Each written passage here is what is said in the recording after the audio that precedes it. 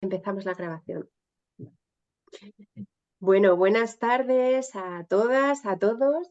Esta tarde, bueno, vamos a compartir un espacio de diálogo en torno al último libro de Carmelo Marcén. Carmelo, muchísimas gracias por estar aquí hoy compartiendo este espacio con Redea, con la Red de Equipamientos de Educación Ambiental, que simplemente bueno, por contextualizar para las personas que no nos conozcáis, que no debéis ser muchas, decir que somos una red de equipamientos que estamos en distintos espacios y rincones del territorio, en espacios rurales, espacios urbanos, con, digamos, distintas formas de trabajar, pero con una idea común, que es construir, por un lado, red y generar y acompañar una transición ecosocial, bueno, desde cada cual desde su espacio, ¿no?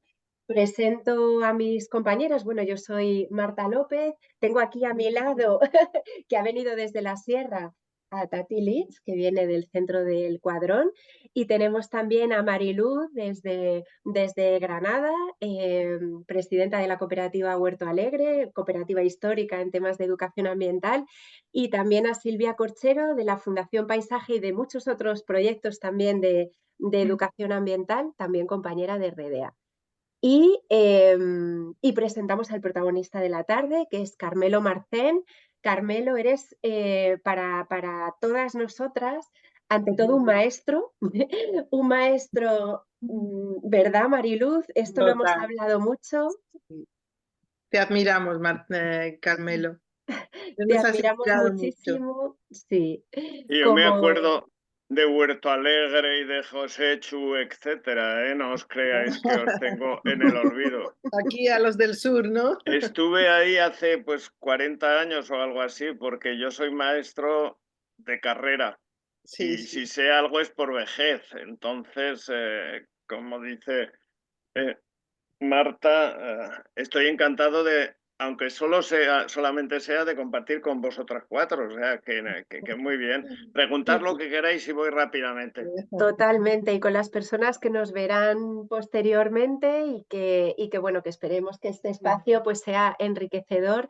Nada, Carmelo, solamente por presentarte un poquito más, porque además de maestro, que fundamentalmente eres eso para nosotras, pero eres muchas otras cosas, porque eres geógrafo también, eres, bueno, pues un referente en educación ambiental, que además, bueno, pues escribes activamente, estás jubilado como maestro, pero más que activo, ¿no? Como divulgador bueno, pues en distintos medios, en Ecos de Celtiberia, en La Cima 2030, en Cuadernos de Pedagogía y un largo etcétera, ¿no? Pero sobre todo eres, bueno, pues una persona que traes, ¿no? Desde el sistema educativo en origen, una visión muy interesante de la educación ambiental y una visión integradora, que esto es algo que hemos hablado mucho, que acerca dos mundos, el mundo de la educación formal y el mundo de los equipamientos de educación ambiental, que en el fondo somos parte de lo mismo, ¿no? Y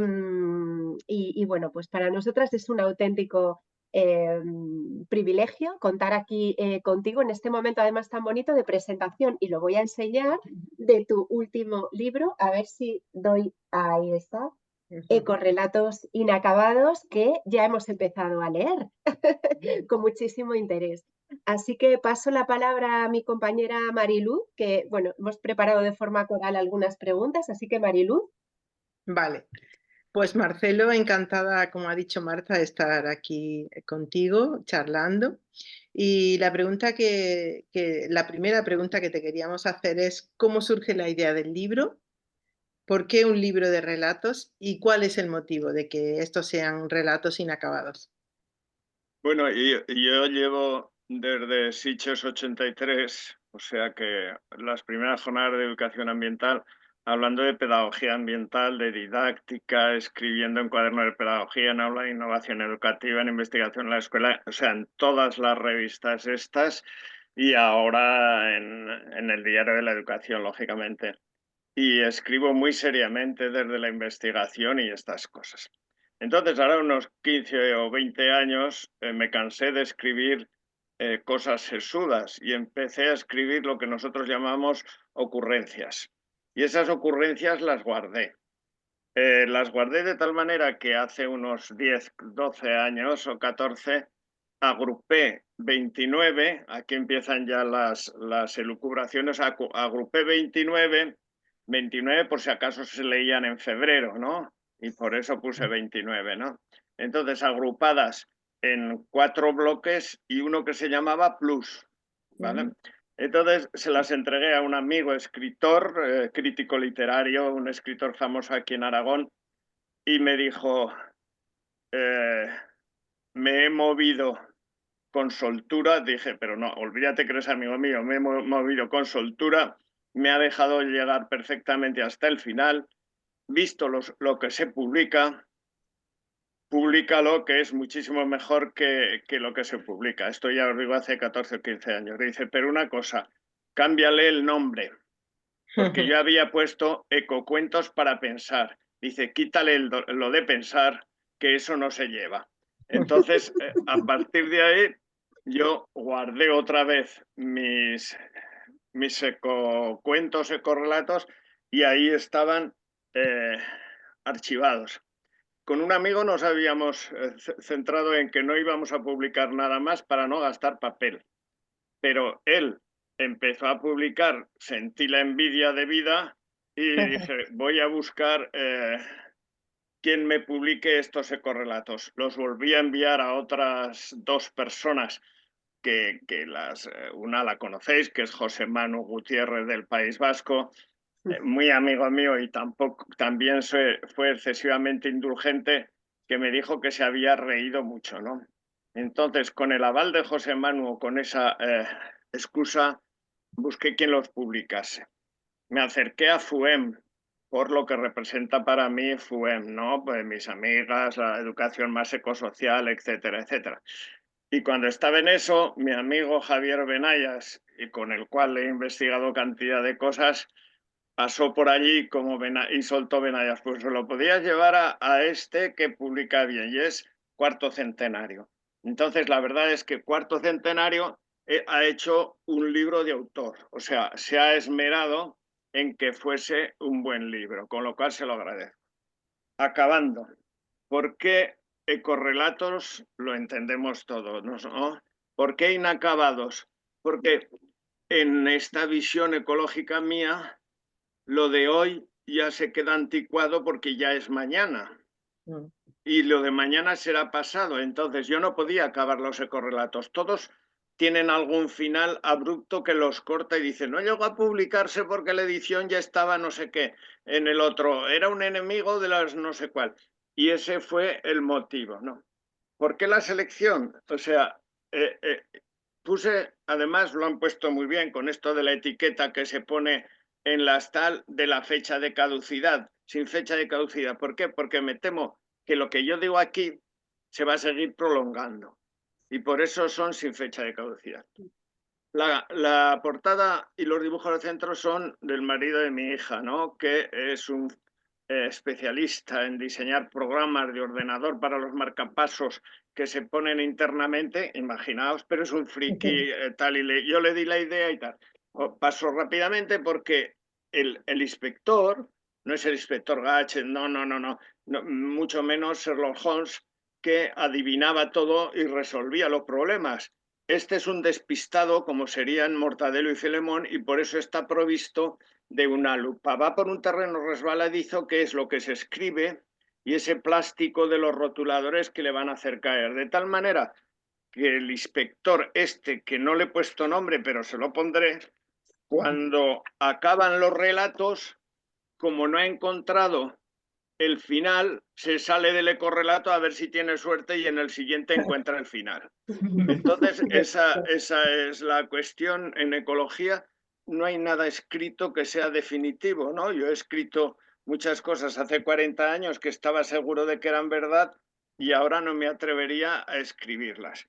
Y es un libro en el que hay, lo habréis visto o quienes lo leáis, hay mucha literatura, porque a mí me gusta mucho la literatura, hay arte, porque a mí me gusta mucho el arte, hay mucha geografía, porque claro, para eso hice un doctorado en paisaje y todas estas cosas, Entonces, no es un libro al uso y me agradó que Cristina Monge, que es una figura internacional, me hiciera el prólogo porque dijo una cosa que no sé si es cierto. Dice, la ironía es el humor de la inteligencia.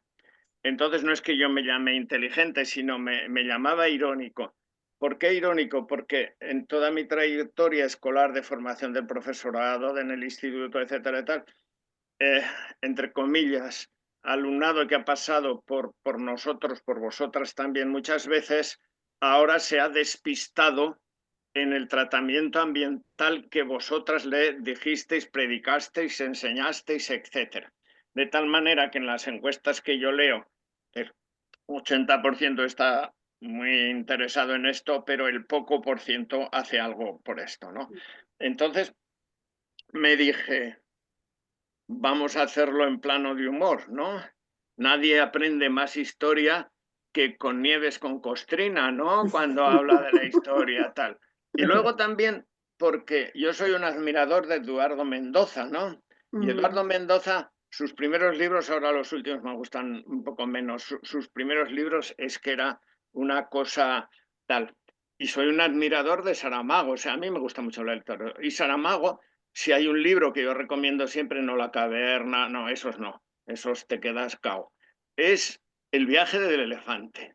Yo aprendí más historia de los siglos de los Austrias y tal, con el cirio que organizó un elefante que le regalaron al rey de Portugal. Bueno, ironía es para aprender, ¿no? Yo la ironía la utilizaba mucho en clase porque les ponía un par de preguntas, ¿no? En el examen, o una pregunta que tenía más de 3 líneas, con lo cual ya me protestaban porque los hacía leer demasiado, que decía, si tú te encontraras en no sé qué, después de cuál, todo en plano irónico para ver cómo era la creatividad. Entonces, por eso se llama Ecorrelatos inacabados, sin fecha de caducidad, y por eso el personaje ese que va saliendo. No me he olvidado al final, porque este libro me lo han escrito gente. Me lo ha escrito Gómez de la Serna, por ejemplo, cuando hablo de de esas greguerías de la electricidad que me las he inventado. Fernández Flores Venceslao, porque en La Fraga de Cecebre reúno a los personajes célebres, Machado, Rosalía de Castro, etcétera, Juan Ramón, célebres, son ánimas todos, están por la labor de proteger los bosques y esto, y participan en una concentración que no se celebra porque son de ánimas, porque no los vayan a meter en la cárcel como le puede pasar a nuestro amigo Riechmann. Entonces, como no se veían, o sea, la ironía está en el sentido crítico de los caminos sociales que hemos emprendido, ¿no? Entonces, todos estos a mí me gusta. Yo he escrito varios artículos en el que dialogan el madero que pusieron los de Telefónica en la Fraga de Cecebre con los árboles. Ya os los pasaré si queréis, que es que es para la segunda parte de esto, que no saldrá publicada nunca, que en lugar de llamarse ecorrelatos inacabados, se llaman ecorrelatos divagantes. Algo de con, cierro paréntesis, ciencia. ¿Por qué? Porque en esos he tirado un poco menos de la ironía y un poco más de la ciencia que yo he estado, porque yo a pesar de ser doctor en geografía, lo que yo he estado explicando ha sido biología y geología, con lo cual el caos que llevo es tremendo.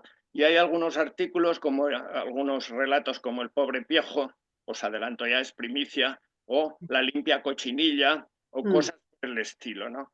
Entonces, ¿qué sucede? Que igual que os decía de Nieves con Costrina, etcétera, tenemos que explicar la visión ecosocial de la vida de manera diferente, ¿no? Yo me acuerdo del paquete parlante de Gerald Darrell. Luego, si te parece, Carmelo, tenemos ahí pensado un momento en el que podamos compartir cuáles fueron esos relatos que nos marcaron en nuestra infancia, ¿no? Y que de alguna manera nos han hecho a las Pues 5 otra personas pregunta, que si no me estamos aquí. embalaré, Marta. Otra pregunta. haber encaminado nuestra vida. Pero Silvia, tenías también una pregunta en cuanto a esta cuestión, ¿no? De Sí, más porque social. reflexionando mucho en lo que estás compartiendo, Carmelo, que la verdad es que no te cortes nada en contarnos, porque es lo que más nos gusta escucharte, es que es Para un eso placer estamos. escucharte. Y No, sí, que no bueno, os quiero fatigar, porque si a las amigas las castigo, normalmente cada semana a quienes tengo en mi lista les mando 1 o 2 de mis escritos de la semana. Son amigos, los castigo y me ven por la calle, perdona Silvia que te haya interrumpido, y dicen, pero no escribas más, que no nos da tiempo de leer. Pues claro, tampoco eso quería hacer, ¿no? Pues Sí, mira, Carmelo, yo llevo una semana de conexiones continuas con la pantalla y confieso que esta tarde me daba pereza, pero es que ha sido que empezaras a hablar y digo, pues que esto es un gustazo. O sea, yo me lo que no paso te muy cortes. bien, ¿eh? Claro. Con los alumnos también. Pregunta lo que quieras, Silvia. Sí, bueno, un poco en la línea que ibas, ¿no? De esos nuevos relatos, ¿no? Que estamos en un momento de una crisis ecosocial tremenda, que hay mucha falta de respuesta, como tú decías, ¿no? De la población, como decimos, que parece que la gente tiene el estómago lleno, que el cerebro apagado, el corazón dormido. Y precisamente la pregunta que venía era un poco eso, si crees que estos relatos que tú has escrito pueden provocar esa reflexión y esa llamada a la acción, el ponernos a actuar, que puedan despertar, ¿no? Esas ganas que hay bueno, pues eso, de despertarnos todos, ¿no? Yo O gran in- parte que estamos sí, dormidos. intento eso, Silvia, porque he explicado tantos años en las clases cosas serias y mis alumnos me querían, ¿eh?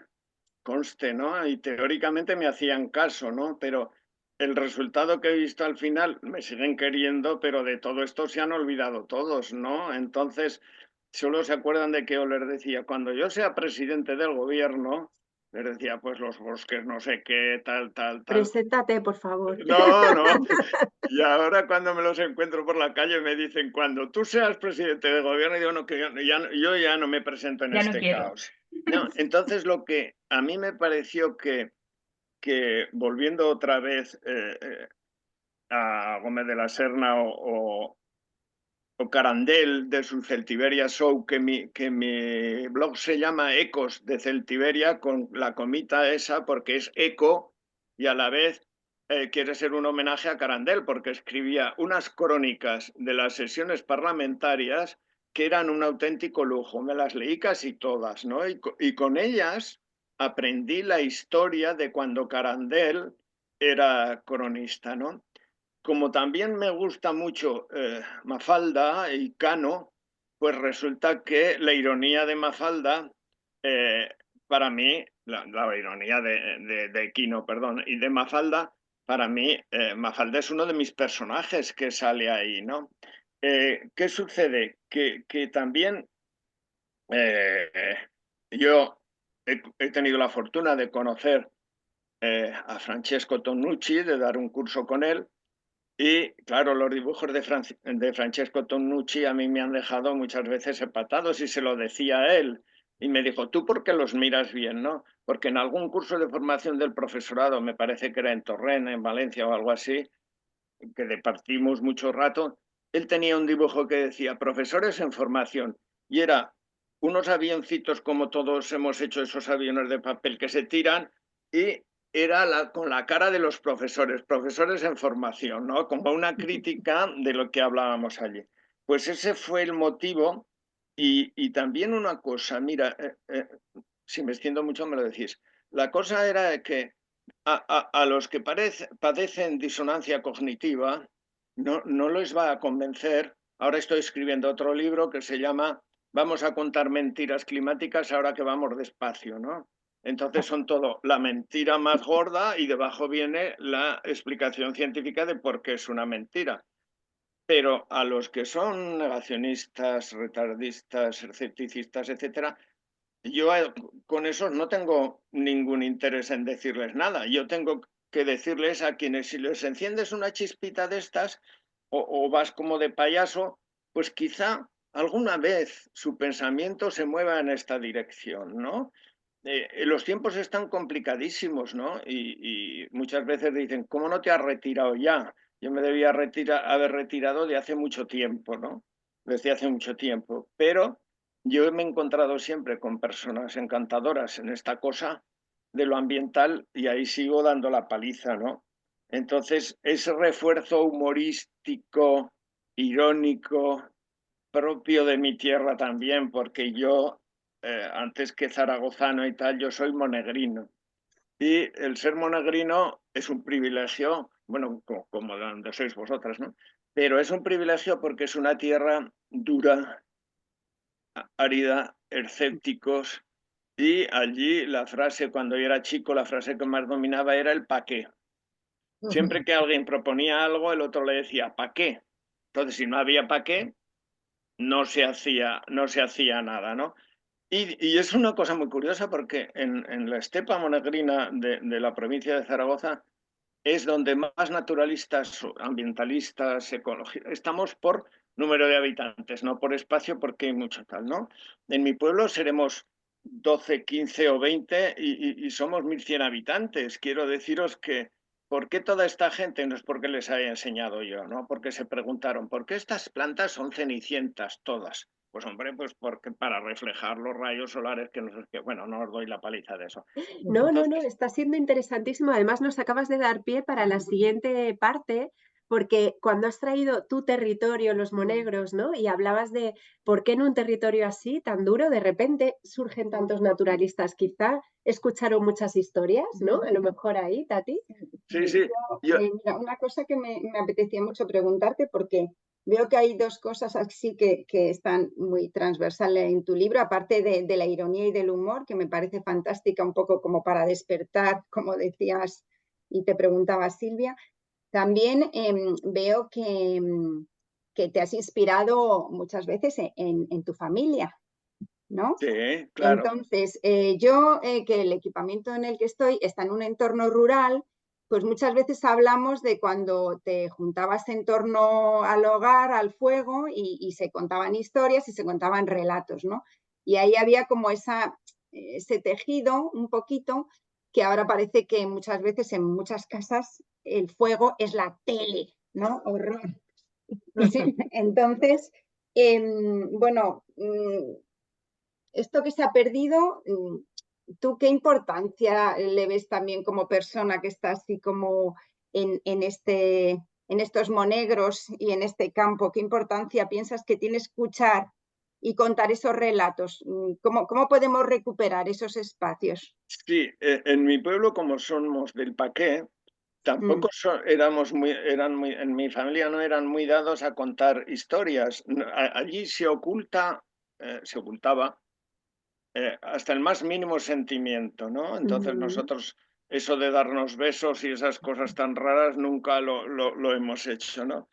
Pero yo sí que cuento cosas, ¿no? de mi familia, ¿no? Aparte de que en el libro está parte de mi familia, porque los dibujos todos, algunos lo enseñaré, porque todos los dibujos tienen algo de raro, ¿no? Los hizo el marido de mi hija. Por ahí aparecen en algún relato mi nieto con el pulpo Pol, que es una crítica despiadada a la insustanciadez, se dice en mi tierra la palabra humana, y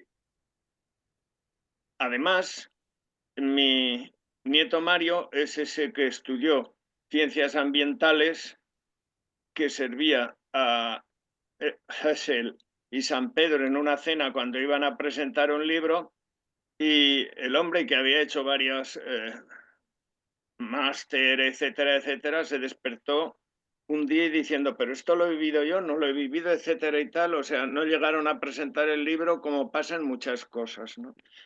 Entonces, lo que tú me decías del fuego, yo he rescatado algunos sentimientos personales importantes, ¿no? Como es el homenaje que hago al botijo museado. El botijo siempre hablo casi de lo menos extraordinario, de lo sencillo. ¿Os acordáis? La invención de lo sencillo, que pongo una frase de Michel de Certeau, que yo admiro, el hombre es de este siglo, escribió. Digo, esto lo podría haber dicho Michel de Certeau, pero escribió cosas más interesantes como la invención de lo sencillo, ¿no? Yo en alguno de los nuevos que tengo se llaman algo así como la invención de lo sencillo y es también estratosférico. Pues entonces, aquí no está el fuego, pero está el botijo totémico alrededor del cual se sientan los hermanos Marx a debatir cómo pueden gestionar el misterio, que ya no se llama ministerio, de medio ambiente junto, porque yo estoy contra eso de que escriban medio ambiente, no escriben media educación o media sanidad, no, es el ambiente entero. Y era la reflexión tan sesuda que hicieron con el botijo totémico, es pasado un rato de silencios, excepto algún de la trompetita, es irse a dormir, que aquel día ya había. Entonces, el botijo, que por cierto, seguramente sabréis que hay una fórmula en física que trabajábamos nosotros, que es complejísima, que explica por qué el botijo enfría el agua, que tiene relación con la capacidad, con si está más lleno, menos, tal, ¿no? Y alguna vez el botijo era realmente algo que nos unía a todos los monegrinos, porque en todas las casas, al entrar nada más en la casa, había un botijo. Y el botijo era una señal de acercamiento para decir, mira, te apreciamos tanto que porque había algo, cuando te anunciaba alguna visita a alguno, quitabas el botijo. No, que no es broma, ¿eh? A este no le doy ni agua. Eso se dice. Entonces el botijo también, en mi pueblo hay una ermita dedicada a una virgen, no sé si esto es daros la paliza, ¿no? Pero dedicada a una virgen en la que había 3 botijos. En mi pueblo no hay nada de río, de agua, de nada. 3 botijos que se llenaban con un pozo que recogía las aguas que vertían del tejado, ¿no? Entonces era el acceso a la casa espiritual en donde nosotros veneramos a la Virgen, ¿no? Nosotros somos, en mi pueblo, casi nada religiosos. Los hombres nunca van a misa y si van no llegan a entrar. Pero le tenemos una gran devoción a la Virgen que, ultrajada en un pueblo, se vino al nuestro y se le apareció al pastor Marcén. No os creáis que se fue a buscar a cualquiera, ¿no? Y eso es una cosa de las que decimos. Pues entonces es presentar el diálogo entre no los conoceréis seguramente, entre un cisallo y una ontina, que es otro de los cuentos que tengo escritos que no he publicado, que la ontina se llama Artemisa Elba Alba.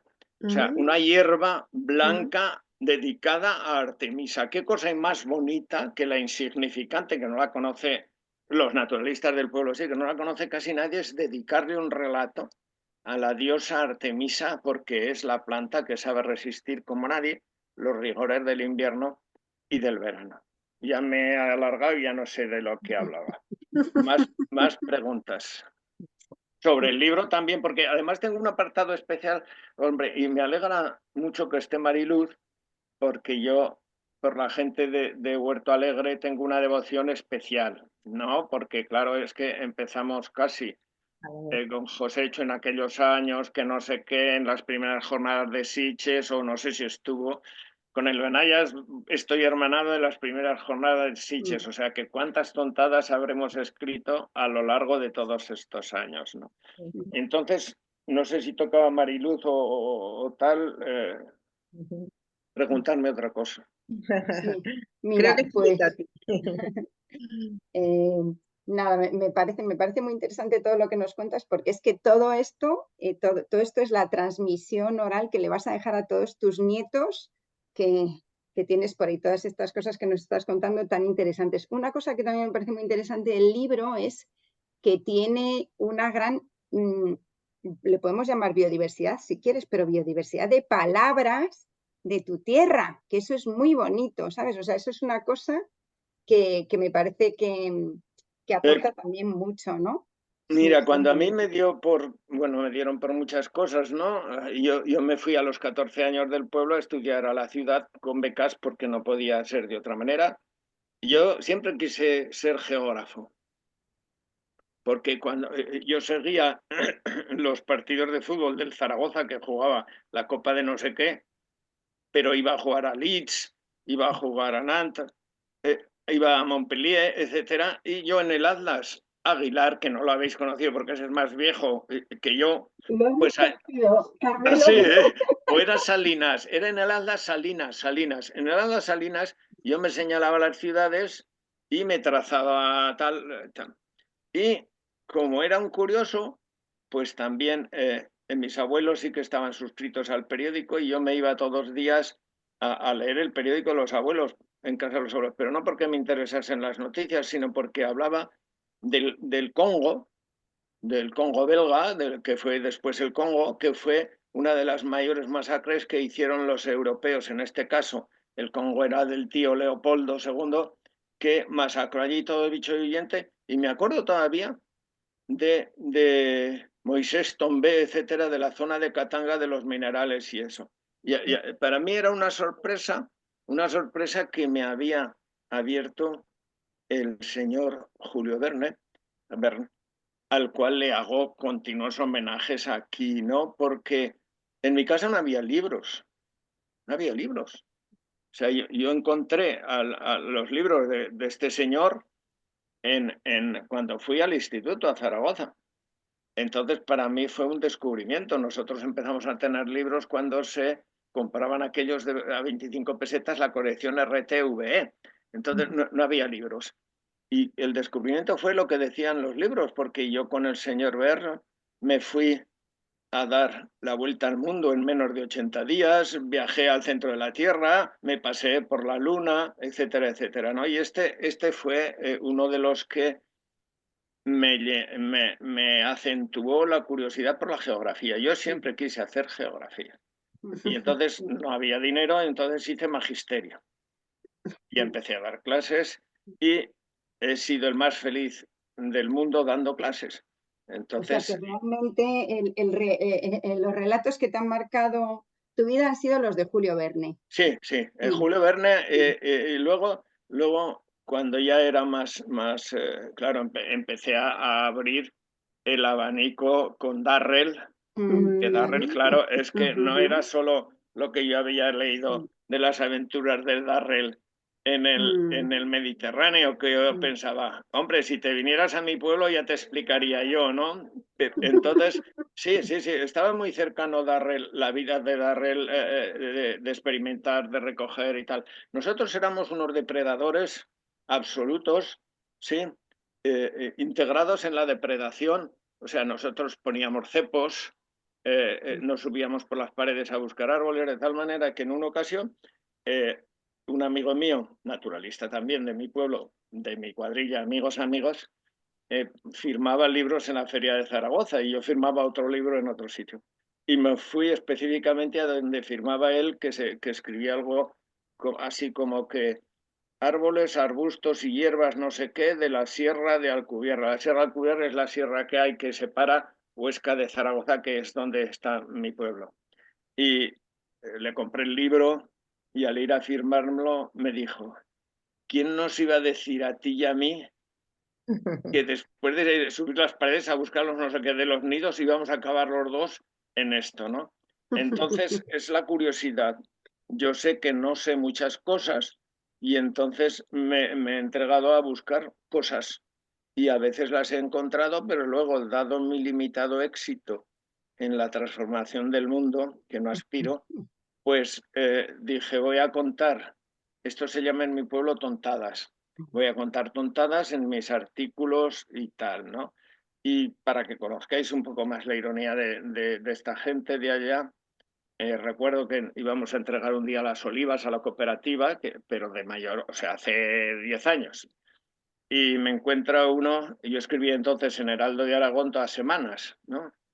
Y me dice uno, solo escribes tontadas. Así, claramente, solo escribes tontadas. Pues yo te escucho y pienso, y es muy bonita esta idea que traes de los relatos iniciáticos, ¿no? Esos libros, esos autores que nos han llevado, que seguro que podríamos compartir aquí, ¿no? Como nuestra propia lista, ¿no? Hablabas del Bosque Animado, hablabas de Darrell, podríamos hablar de Kipling, ¿no? Pero quizá de muchos más. Y pienso que quizá va a haber niños y niñas para los que tu libro sea un ¡Hala, no relato exageres! iniciático, ¿no? No exageres. Una cosa, mi libro está pensado, bueno, para mí, mi libro está pensado, bueno, ya os lo cuento después del otro, porque me dijeron, ¿cómo se puede aprovechar tu libro en la escuela, ¿no? Esto sí que En el interesante, instituto. sí. Yo estuve en la escuela primaria, estuve en el instituto, estuve en formación del profesorado y di cursos en, en, en la universidad, ¿no?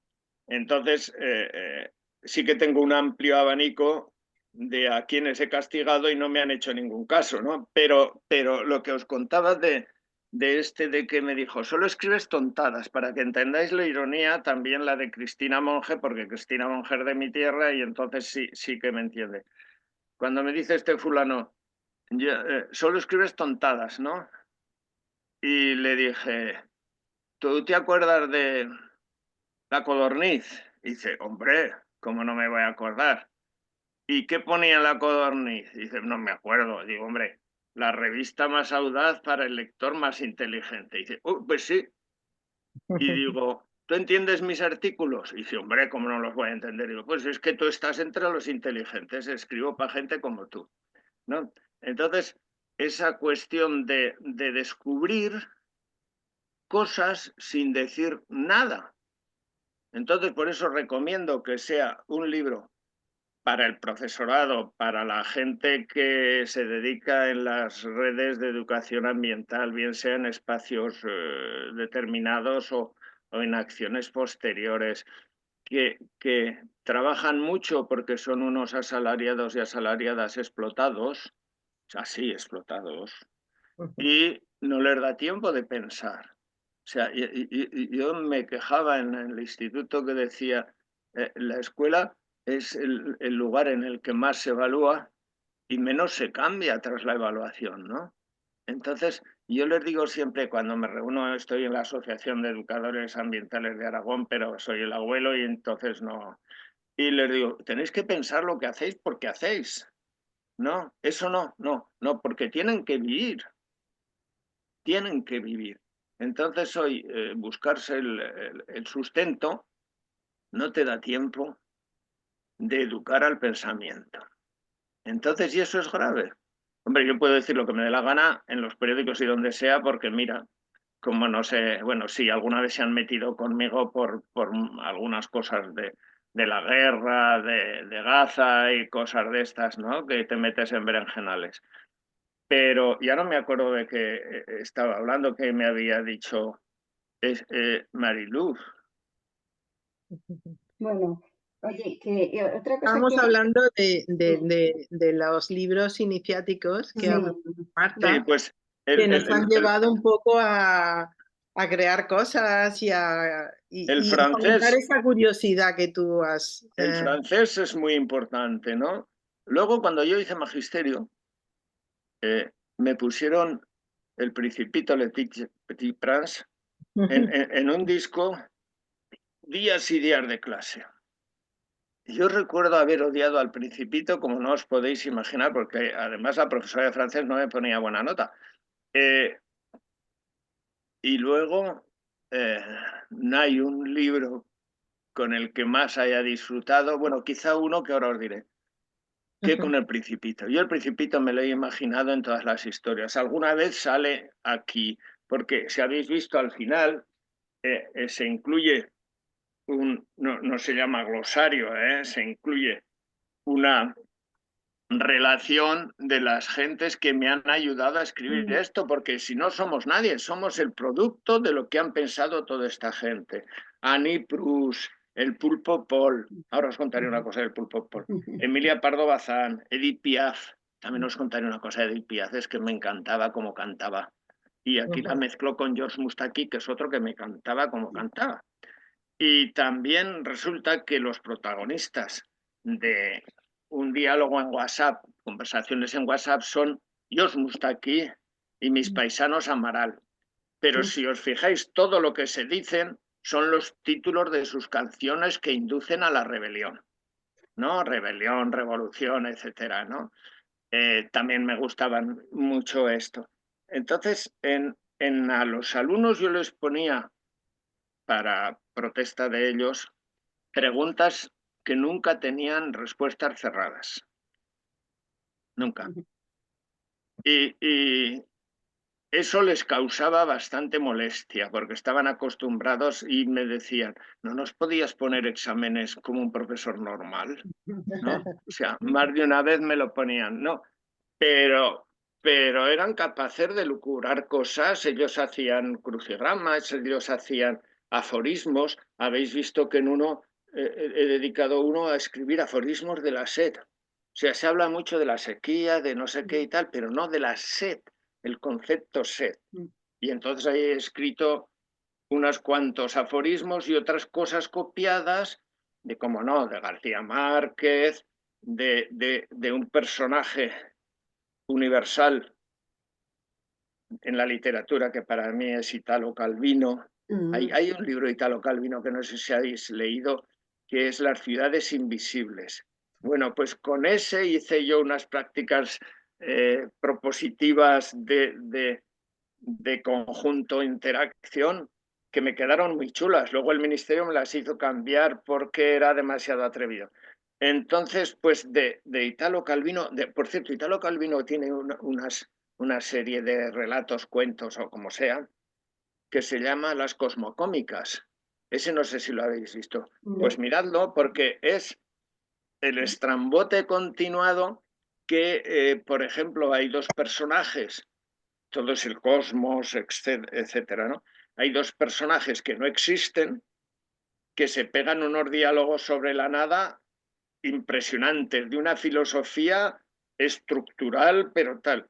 Y al final de cuando lees los diálogos sobre la nada, dices, pero estos yo disfruto. Y os decía que había un libro que a mí me ha impactado, ¿no? Y mucha gente dice que estoy pirado, porque debo ser de los pocos españoles que ha leído íntegro 3 veces Don Quijote de la Mancha. Entonces, estaremos pocos tan así, tan mal, ¿no? Y recuerdo que por eso se me invitó cuando el no sé qué centenario de la publicación, pues sería el 4º centenario o algo así de la publicación de la segunda parte, la revista del Instituto Cervantes me invitó a escribir algo, y no me acuerdo cómo lo titulé, sería La visión ecosocial de Don Quijote. Don Quijote y Sancho son dos personajes ilustres que deberían haber resonado mucho más. Porque yo cuando acabé, después de todo esto mare magnum, que me decíais, ¿por qué son inacabados? Os leo como acabé mi epílogo, que dice, si mi fui tornase a es, sin esperar más será, o viniese el tiempo ya de lo que será después. Este está pirado, ¿no? Esto es mis admirados Don Quijote y Sancho Panza, Alonso Quijano, etcétera, ¿no? Entonces, en una presentación que hice me dijeron, es una estructura cervantina, ¿no? Digo, es que claro, yo también esto me lo encontré, ya lo habréis visto. Se perdieron estos papeles y fueron encontrados en la isla de Reunión y desde allí no sé qué y tal y cual. Es todo del Cide Ametes que encontró en el rastro y a partir de ahí copió, etcétera, ¿no?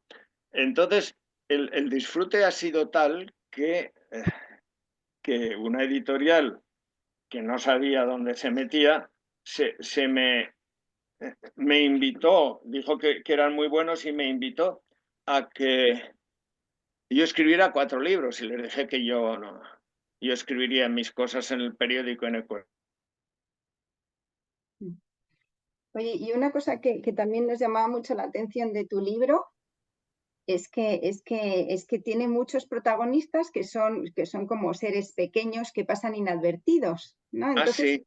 ¿por qué te parece tan importante darles voz a esos seres? Cuéntanos un poco.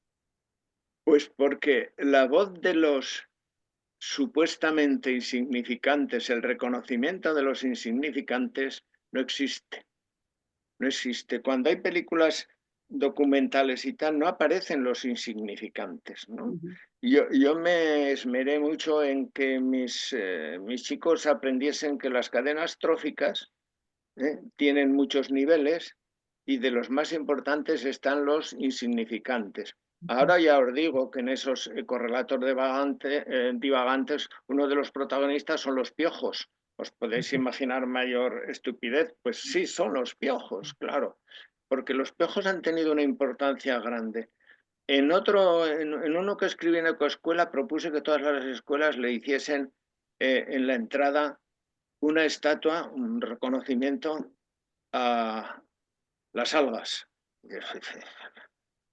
Pues sí, es que las algas, que casi nadie repara en ellas, son las que nos procuran el 30-40% del oxígeno que respiramos. Bueno, eso era antes de que los océanos estuviesen hechos una mierda. Otro se llama la mar océana, llena de mierda que las olas mecen y las corrientes esparcen. Imaginaos lo que puede salir de ahí. Entonces, lo que sí que os quería enseñar era esto. A ver cómo se ve. ¿Veis? Sí. Bien. Como veis, esto va dividido y tiene unos lecturas recomendadas de algunas frases de ilustres, que es como un poco para romper lo anterior, ¿no? Y borrar todo lo que has pensado y ya volverá después. Pues este es un tetraedro, que es el tetraedro mundo, ¿vale? Porque en una elucubración que yo hice, me pensé que el mundo no era esférico, sino que era un tetraedro. Está chalado, si Eratóstenes, ¿os acordáis con aquella medición que hizo? Que si se hubieran hecho caso a Eratóstenes, no se hubiera confundido aquel Aristóteles Heródoto y Colón hubiera llegado en su tiempo a los otros sitios. Llegó tarde porque midió mal el sol y no Heródoto, Eratóstenes. Bueno, pues el tetraedro mundo, yo me quedé alucinado porque una amiga mía que optaban en un curso, era un colegio concertado y ella daba expresión artística en inglés y participaban en una actividad de la National Gallery que era sobre un cuadro de Rousseau, Ladonero, ¿no? Siglo XIX. Y entonces decía, era una jungla en la que se había metido un tigre. Ella supuestamente buscó a un amigo sabio. Amigo sí. Y ¿tú qué harías? Digo, hombre, es que yo tengo mis dudas de que la Tierra sea una esfera. Dice, no me digas eso. Digo, una cosa es lo que es y otra cosa es cómo la veamos, ¿no? Bueno, pues en 2 sesiones yo le propuse, estuvimos 2 sesiones hablando, tomaba notas como si yo fuera un profesor ahí de esos.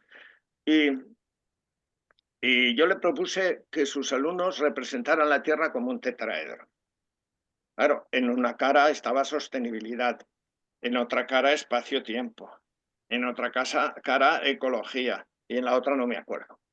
Entonces, ella se quedó prendada, ¿no? De espacio-tiempo. Claro, es que cuando hable de los centros de vuestros, recordarme lo del espacio-tiempo. Entonces, le expliqué así y le dije, el tetraedro ha de estar hueco por dentro, porque el tetraedro Tierra está lleno de interacciones entre cada una de las caras y los vértices. Bueno, pues así quedó. Y al tiempo me manda una grabación en la que, para mi sorpresa, las chicas y los chicos de ella habían conseguido dibujar esa estupidez que a mí se me ocurrió. Pero es que me quedé alucinado porque al final pusieron en el tetraedro puesto así, en la parte de fuera pusieron un espejo y grabaron que cada uno de ellos y de ellas pasaba por el espejo, se veía reflejada en ese tetraedro Tierra que había influido en ella. Yo me quedé impresionado. Y lo presentaron al festival, aquí en Zaragoza hay un festival famoso que se llama Ecocine. Entonces lo presentaron al festival, fue seleccionado y fue premiado. Yo dije, no puede ser, o sea, no, alguien no ha funcionado bien, o la profesora Mari Carmen o los muchachos. Dice, ¿cómo se te ocurre esto? Tiene una explicación, porque el amigo Platón imaginó la Tierra y muchas cosas en poliedros, ¿no? Y la Tierra era el poliedro que era fuego. Entonces era un tetraedro fuego. Entonces, claro, la Tierra, cuando dice lo de salvar el planeta, deja de salvar el planeta, no lo salva nadie, además al planeta le da igual. O sea, salvémonos a nosotros y así a lo mejor el planeta dormirá mejor. No hay otra cosa, ¿no? El planeta vive en una entropía permanente.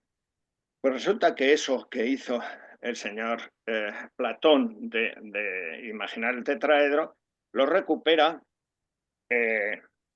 Leonardo da Vinci.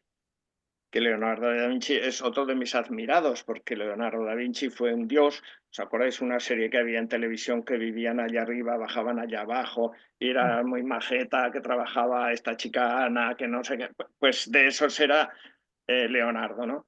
Y entonces Leonardo hizo los dibujos para una magnífica colección de ideas filosóficas, que ahora no me acuerdo de qué autor italiano, y os podéis imaginar cómo imaginó el señor Leonardo a la Tierra en un tetraedro. Y el señor Leonardo lo imaginó en un tetraedro hueco,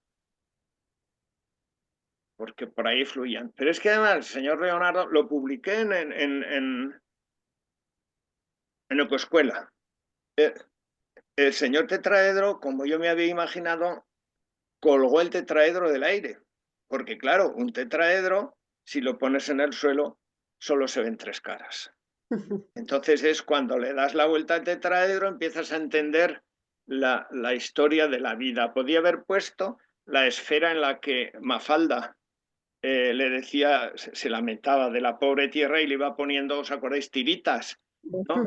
Pero como eso estaba visto, pues me dediqué a esto. Más preguntas que si no... O sea, que un poco lo que te recogemos es cómo todo este pensamiento más artístico, ¿no? Como lo que me contabas de tetraedro y tu amiga artista, cómo este pensamiento más artístico nos ayudan un poco a, pues a pensar de una manera menos normativa e igual poder imaginar cosas nuevas, ¿no? O sea, me parece muy interesante. Yo también te quería preguntar porque, bueno, como contaba Marta antes de antes la me red has de hecho... equipamientos... Espera, que, perdona, que antes me has hecho 2 preguntas que no te he contestado. La una era ¿por qué estos animales tan pequeños y Ah, sí, es diminutos? verdad. Sí, Sí. porque yo de chico observaba, vosotros no, porque sois muy jóvenes y ahora no hay muchas efemeras por ahí, observaba que había una especie de maripositas o mosquitos o que era, que en el pueblo estaban rondando alrededor de las farolas y a la mañana siguiente estaban todas muertas en el suelo. Y eso para mí, digo, se habrán socarrado al pasar por allí y tal. Y observaba también a las salamanquesas que estaban preparadas para cargárselas, ¿no? Entonces le dediqué un relato a las efémeras, ¿no? Como le dediqué otro al gorrión, pues porque los del aseo estaban empeñados en esto, ¿no?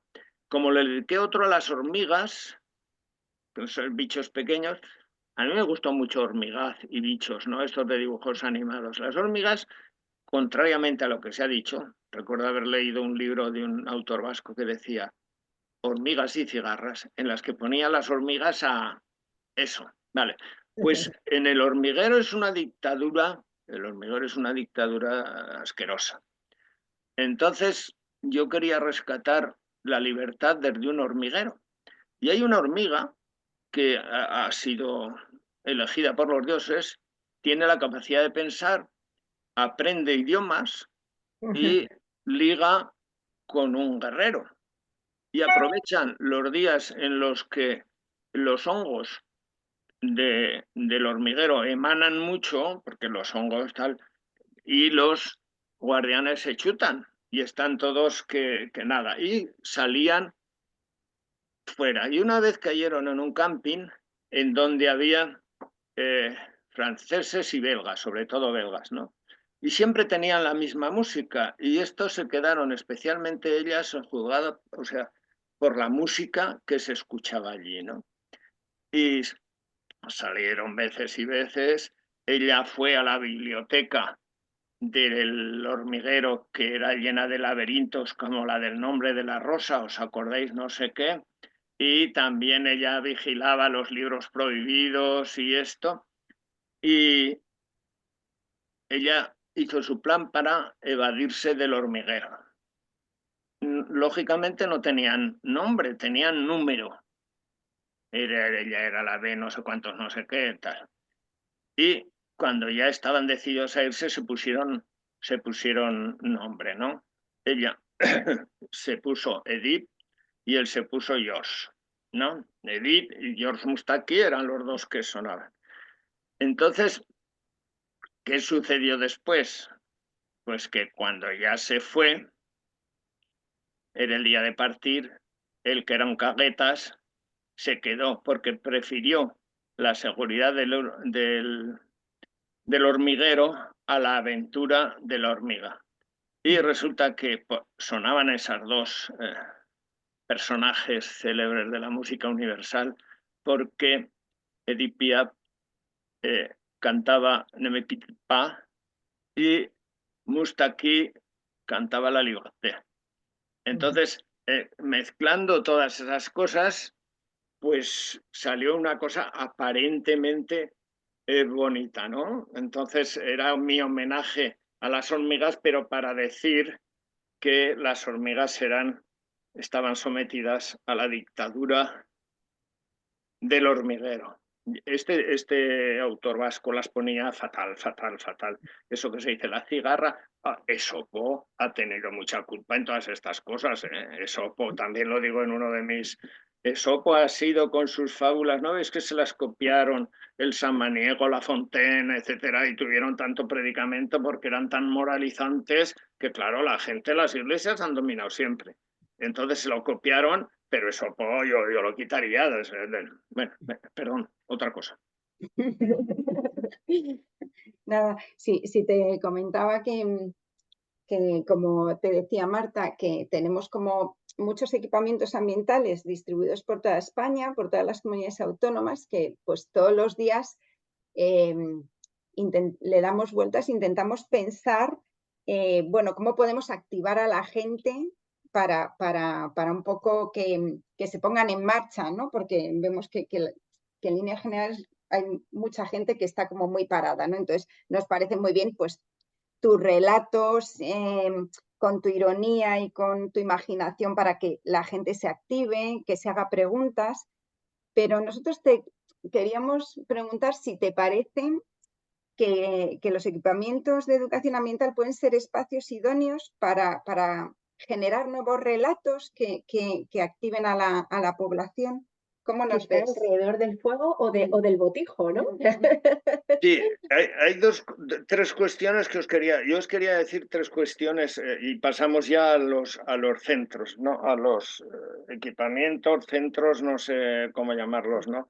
Porque yo fui codirector de la tesis doctoral de mi hija y me visité 396 de centros de interpretación, museos, etcétera, de Aragón, que ahora debe haber muchísimos más. La media de visitantes ya os podéis imaginar cuál era, 2, ella y yo. Entonces, nos visitamos esto y vi cantidad de centros de interpretación de la naturaleza. Y ahora voy específicamente con ellos, ¿no?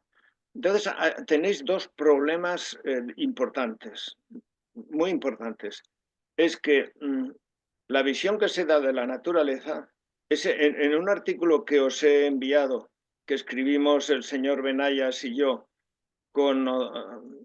me parece conmemorando lo que hubieran sido los 100 años de González Bernaldez, escribimos, en la revista Ecosistemas hubo un extraordinario y el señor Benayas y yo escribimos la Lonloe y la no sé qué, algo así, como diciendo, ¿valdrá para explicar el paisaje? No. O sea, el paisaje que viene en los libros de texto desde tiempos inmemoriales que tienen los padres, los hijos y tendrán los nietos, es un paisaje lleno de elementos y de estatismo, si se puede decir la palabra. O sea, son figuras que no se mueven, no interaccionan. Entonces, ¿qué se acumula en las escuelas? Todo esto, pero año tras año, tras año, tras año. ¿Y qué sucede?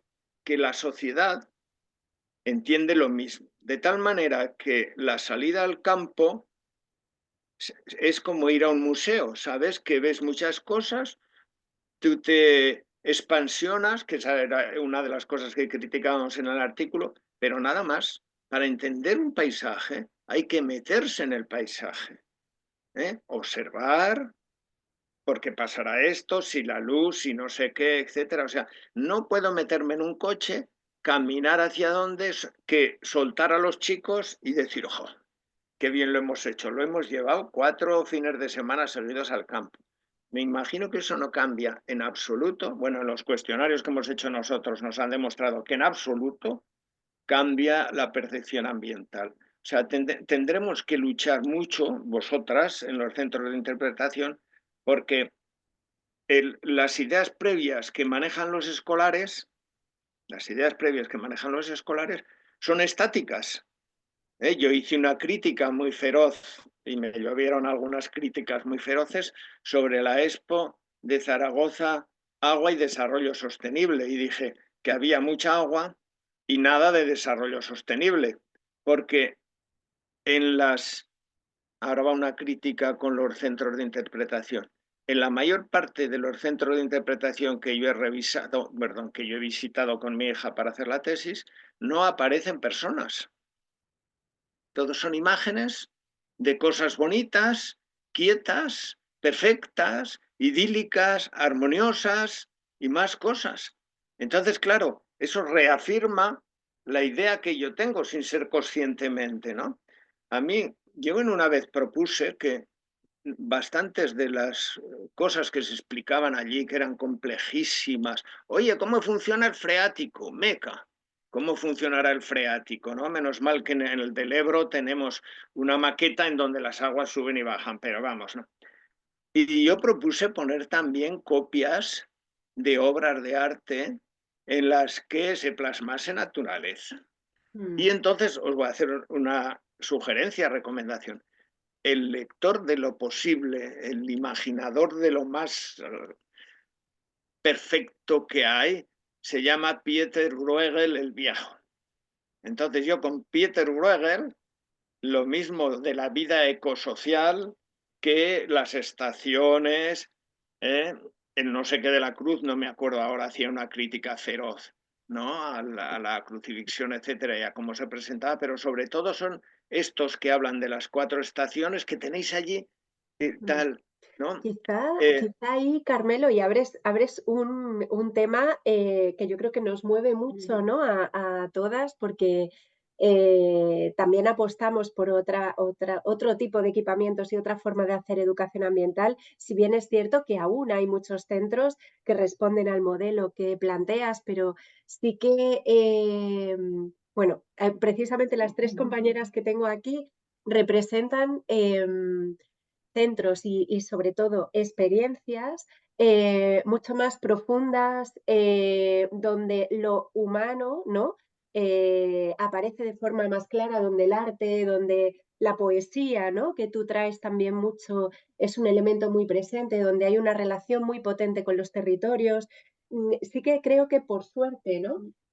Ha habido, digamos, grandes cambios en equipamientos a nivel más general y equipamientos que incluso llevando, como es vuestro caso, Mariluz, 40 años, ¿no? Habéis apostado por experiencias muy transformadoras, ¿no? Creo que el modelo que traes, que es un modelo que existe también, Sí. creo que es un modelo de centros de visitantes, digamos, más espacios de paso y espacios que están poco vinculados con los territorios, ¿no? Y ahí creo que habría un debate interesantísimo entre distintos modelos dentro de los equipamientos de educación ambiental y sí, bueno, a lo mejor me parece que podría ser muy interesante que quizá, y también un poco para cerrar, ¿no? Que pudierais como plantear, todas las personas que estáis aquí, ¿qué pensáis que debe tener un equipamiento de educación ambiental para que sea realmente transformador y que sea, y hilando también con tu libro, un espacio donde construir nuevos relatos en constante revisión y relatos inacabados? ¿Os parece que acabemos un poco de esa manera? ¿Cuál es vuestro equipamiento? ¿Cómo debería ser un equipamiento de educación ambiental que no respondiera a ese modelo que traes, y que, Carmelo, existe? O sea, no lo has inventado, es un modelo que existe, pero ¿cómo debería ser un equipamiento realmente transformador? Pues no Eh, sé, Tati, si quieres, por proximidad, sí, y me hacemos una permites, no, ronda final. solo una cosa, ¿no? Alfredo Llero, que es el mayor especialista en aguas y tal, y Carmelo Marcén diseñaron el equipamiento que se llama Centro de Interpretación o algo así del Soto Pinzana. Está en Monzón, en el río Cinca, ¿no? Y entonces nosotros nos atrevimos a hablar del dinamismo del río. Incluso hay, ¿qué pasa si se construyó no sé qué? Fue pionero y ha sido muy celebrado en Canadá y en estos sitios. Entonces, hay un problema que es que los visitantes del centro vuestro, de cualquiera, en Molino, que hay un equipo pedagógico, ha habido un equipo pedagógico extraordinario que yo conozco en los otros, pero extraordinario, han hecho muchas reflexiones, o sea, yo he leído muchas reflexiones de este estilo, que tenéis un problema. Un problema es que los visitantes están un día o un rato o un tiempo y una parte importante del profesorado no ha preparado suficientemente la visita y no hace un tratamiento posterior de la visita, que son dos condiciones sine qua non para que la visita tenga algún fundamento, ¿no? Y si hay centros que sí que la han preparado, ha sido pues porque las monitoras, educadoras, educadores de los centros han ido al instituto. O sea, yo no quiero que se vea, perdón, sería deseable que no se viese esto como algo extraordinario, como ir de excursión, o de excursión no vamos a aprender. ¿Y qué es aprender? Pensar solo, nada más, pensar. Bueno, y comernos el bocadillo, que siempre suena bien.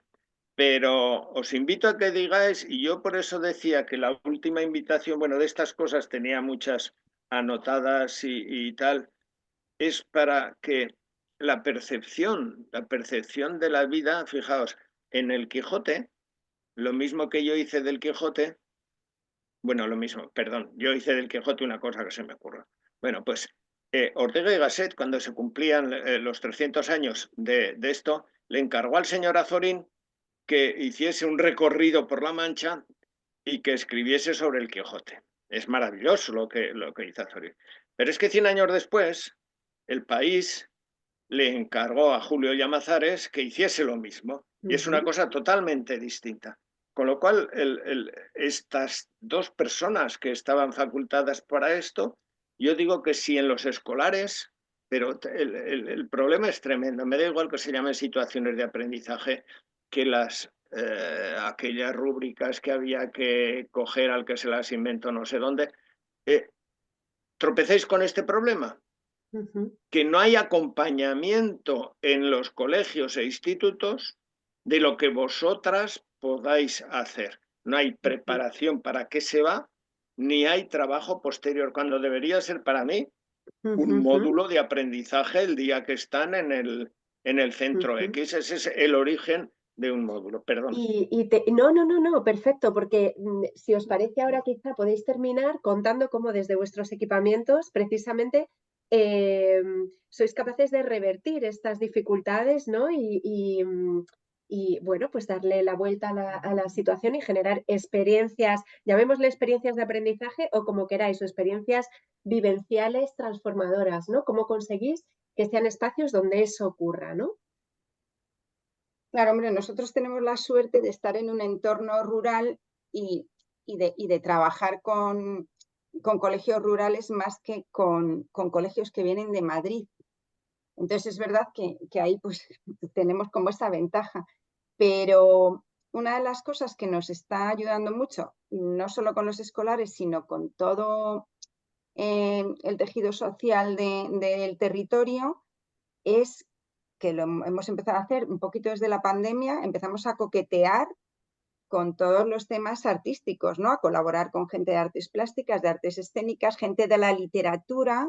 Entonces, todos esos nuevos lenguajes, es verdad que estamos aprendiendo un montón y nos están, ¿sabes?, acercando a colectivos que de otra manera pues nos iba a costar mucho, ¿no? Por eso tus ecorrelatos inacabados, tu ironía, ¿sabes?, tu imaginación, todas esas cosas me parece muy importante. Para nosotros son grandes enseñanzas que nos están ayudando, pero claro, nosotros trabajamos en entornos pequeños y es verdad que tenemos con los escolares una relación un poco más continuada y sumativa, ¿no? O sea, sobre el tema de los que vienen, están un ratito y se van, yo creo que una historia muy interesante es lo que se propuso cuando salimos de la pandemia desde la red de equipamientos de educación ambiental, que fue un proyecto piloto para dar clase al aire libre y que la educadora hacía un equipo con el docente y se acompañaban, ¿no? Que desde ahí, perdona Tati, quizá te daría la palabra Silvia, ¿no? Porque precisamente ha sido una de las personas que has acompañado el proceso de la escuela cielo abierto y que precisamente trae un poco ese modelo, ¿no? Sí, la verdad es que sí. Y bueno, es verdad que hay todavía muchas carencias, pero yo noto, y también ahí en la comunidad estamos viéndolo, ¿no?, que cada vez hay más unión. Ayer precisamente hicimos un encuentro y se veía claramente, ¿no? Tuvimos varias personas que traían ese papel de los equipamientos de educación ambiental, enlazando esa cercanía, ¿no? Es verdad que cuesta mucho porque también hay mucho profesor y esto es, tú que lo has vivido y que has sido profesor, yo lo siento y lo sigo sintiendo también como madre, muy acomodado, ¿no? Y que es muy fácil llegar a un sitio, soltar pero también hay un movimiento en este otro sentido en que sí que se están acercando mucho las posturas, ¿no? Y cada vez, pues bueno, desde ese proyecto piloto que movemos desde Redea y también desde todo el impulso de la comunidad hacia el abierto se está viendo, ¿no? Y yo totalmente de acuerdo contigo, Carmelo, que es necesario un contacto más continuo y bueno, yo creo que ahí Mariluz también es una experta, ¿no? Porque también su programa educativo yo creo que tiene esa línea, ¿no?, de darle continuidad. Pero también he sentido y además muy recientemente, lo que tú comentas de llegar a un centro, me pasó hace muy poquito en Riaño, que yo llego a un centro ahí esperando que me cuenten o que no sé qué, y yo es que no quiero entrar ahí para ver las fotos que tengo fuera, y eso sigue existiendo y es así, y yo creo que es muy contraproducente para la educación ambiental que haya sitios así. Porque yo creo que es que el rato que yo pase ahí, yo creo que es que no le vale a nadie ese rato para absolutamente nada, nada más que para el que pasa llevarse un mapa de la ruta de al lado. Entonces, bueno, tenemos que seguir siendo críticos y seguir poniendo el foco en todo eso que sí que ilusiona y que parece que va funcionando. Y esto que comenta Tati de introducir el arte, que cada vez lo vemos más claro, ¿no? Nosotros también desde Fundación Paisaje, es que todo lo que hacemos lleva esa parte de trabajar con el lado artístico, porque es la forma que estamos viendo de llegar de otra forma diferente y generar ese vínculo con el paisaje más profundo, ¿no? Y bueno, sí. Y Mariluz, yo creo que le puedes poner tú la guinda, porque es que con 40 años por de favor. trayectoria y con...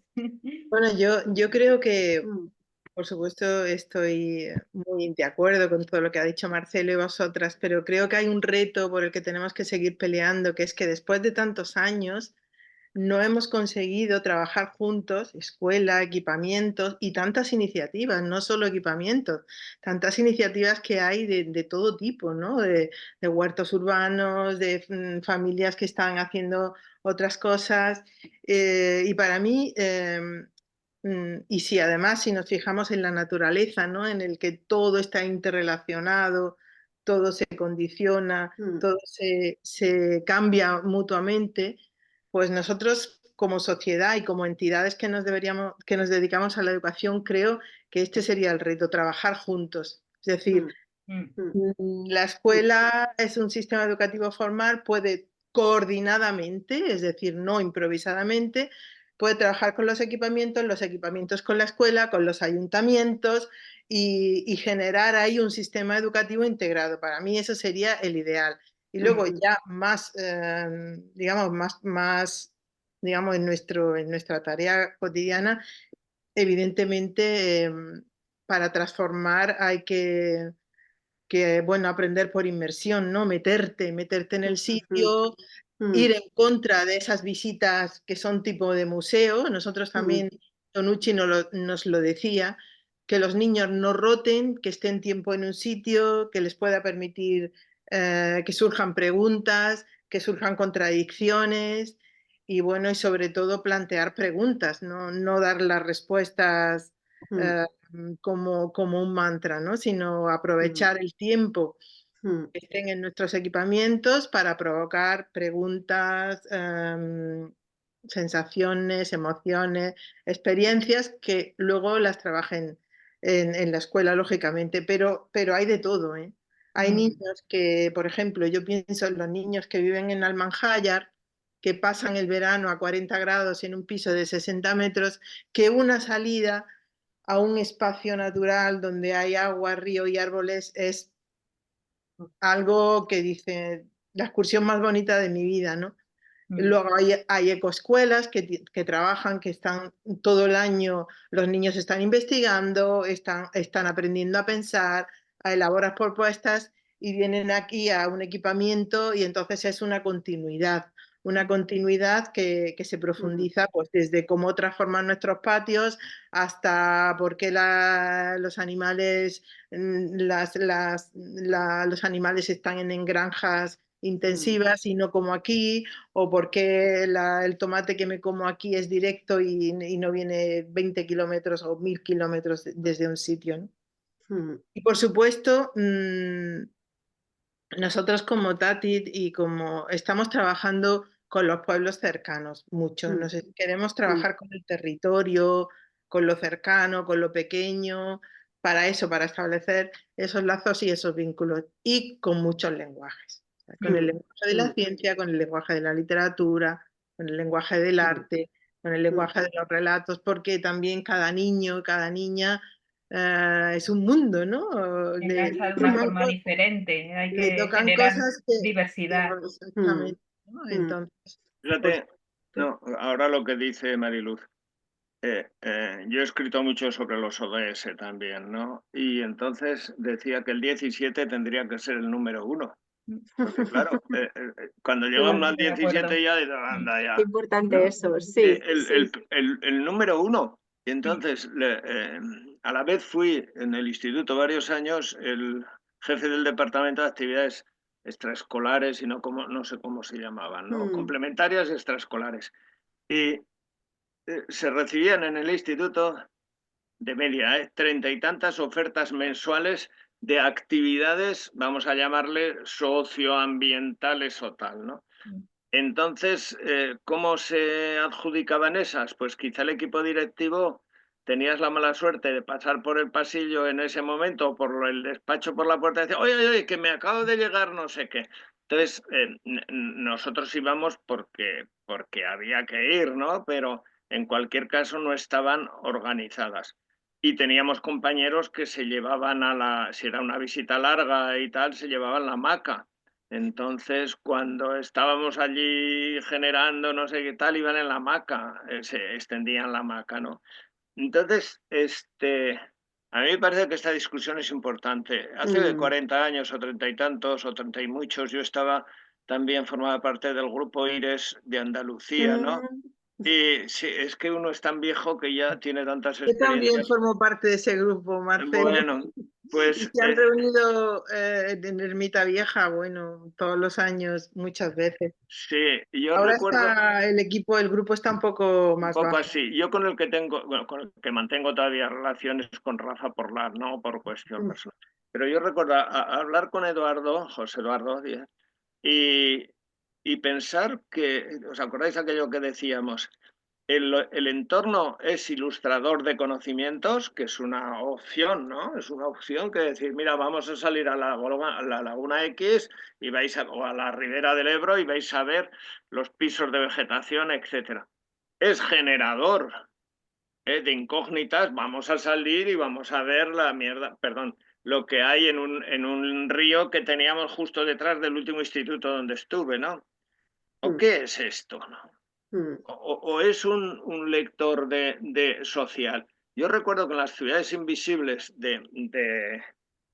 de Italo Calvino, pues se presentan ciudades invisibles, pero no invisibles en teoría, sino invisibles en la práctica, ¿no?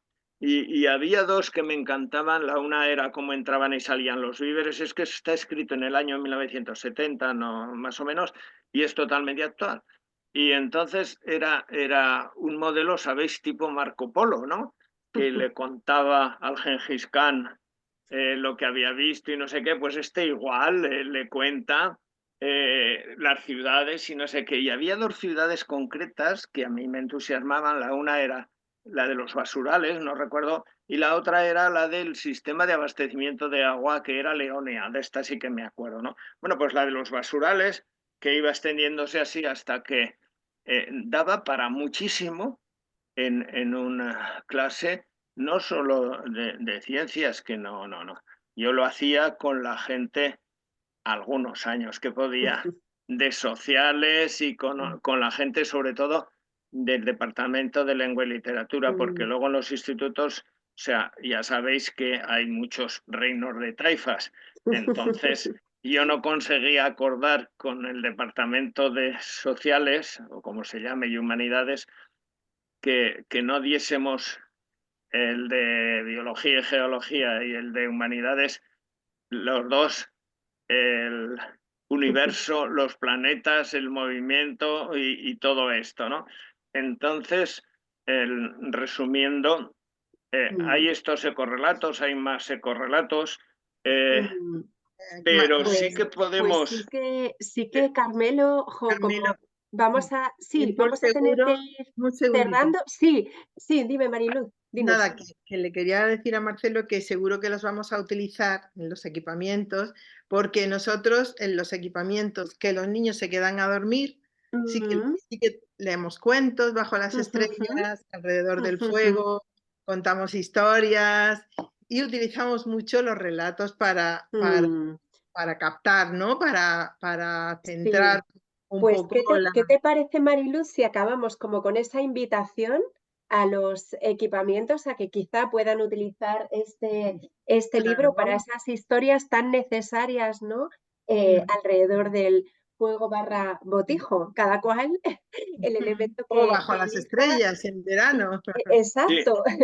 Sí. Yo solamente deciros, para final, que me presto a, si elegir determinados ecorrelatos, a tener después un comentario, porque yo aquí, claro, está todo condensado, ¿no? Hay ecorrelatos para mí preciosos, como son los amores de la golondrina y el junco, en relación con el príncipe feliz, Pues te etcétera, ¿no? vamos a coger la invitación, Carmelo, totalmente. Somos muy de Entonces, agarrar las invitaciones. sí. Y nos tienes que decir dónde comprar el libro, en cualquier librería. Bueno, que no he hecho propaganda del libro. ¿Os acordáis aquello de Francisco Umbral? Yo venía aquí a vender mi libro. Bueno, pues el libro se puede comprar directamente a la editorial poniendo editorial Cuarto Centenario y ya lo veréis ahí el muñequito que aparece. Es la mejor opción, me parece. Ahora se puede comprar, si lo compráis online, me parece que os descuentan el 5%. Y también se puede comprar ya en ebook, de tal manera que sí, las licencias y estamos organizando todo esto, ¿no? Que resulte mucho más barato y que lo pueda comprar más gente, ¿no? Y Pues me parece... también estás, disculpa, Carmelo, también está en la propia invitación de la charla de hoy. Sí, estaba el enlace. cliqueas, es que la editorial tiene que vender libros. Si cliqueas y ya está, ¿no? Que también podéis entrar en las plataformas gordas que no voy a nombrar, porque la voy a nombrar. Nosotras tampoco. Me metí con Amazon una vez para decir que les pedía 1 céntimo de cada envío que hacían para salvar la Amazonía, ¿no? Entonces, en Amazon, en la Casa del Libro, está en el S inglés, vosotros entráis y tenéis las dos opciones de comprar. Pero si podemos recomendar, ¿verdad, Carmelo? Directamente a la editorial, ¿no? A la editorial es con el 5%, pero repito, en estas cadenas gordas de distribución que nos tienen maniatados y mentiatados, pues sí que está en ebook y estamos en proceso de que esté más en ebook, porque hasta ahora la editorial esta, que es una editorial, ya podéis entender, artesana y tal, y está con Fuen y Fuen no se va a dedicar a vender, ¿no? Porque Fuen tienen otras maneras de pensar, ¿no? Pero sí que si elegís alguno, estos están todos acortados, ¿eh? O sea, porque si no salía un cacharro impresionante, ¿no? Pero sí que quería rescatar eso, ¿no? Yo tengo uno que me encantó, voy a hacer propaganda, que se llama Confieso mi culpa, acabé con una especie de dinosaurios. Ese no sé si lo habéis leído. Yo no he llegado a ese, pero lo he visto. ¿No habéis llegado al del dinosaurio? Pues leerlo, porque hay ahí mucha historia social de los chamanes, de las pinturas rupestres, de los dinosaurios que convivían con los hombres, del chamán que le ofrecieron, porque estaba la crisis de la arcilla, le construyeron los constructores la mejor casa para que los dioses le protegiesen, o sea, y desmontar aquello de Jurassic Park y todas esas cosas, ¿no? Pero vuelvo a decir, Carmelo, tenemos que cerrar lamentablemente porque nos pasaríamos toda la tarde charlando contigo. Es un placer. Te agradecemos muchísimo que nos hayas regalado este tiempo, de verdad que sí. Y nos quedamos con la invitación, Carmelo. Sí. Y solo os dejo la máxima que es, ya dice en el dinosaurio. Siempre hay habéis visto que hay un par de líneas introductorias y dice: podrás tener todo el dinero del mundo, pero hay algo que jamás podrás comprar: un dinosaurio. Homer Simpson. Pues con Homer Simpson cerramos. Nunca pensé que fuéramos a cerrar con una cita de Homer Simpson, pero la vida tiene esto y es maravilloso. Es una frase, además, yo creo que tiene muchísimas lecturas.